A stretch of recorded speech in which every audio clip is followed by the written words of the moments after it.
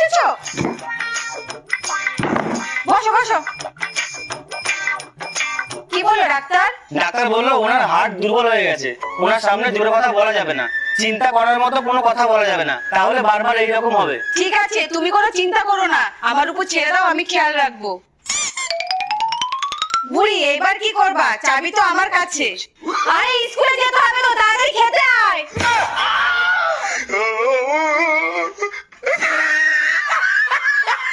মা মা মা, আপনার ছেলে।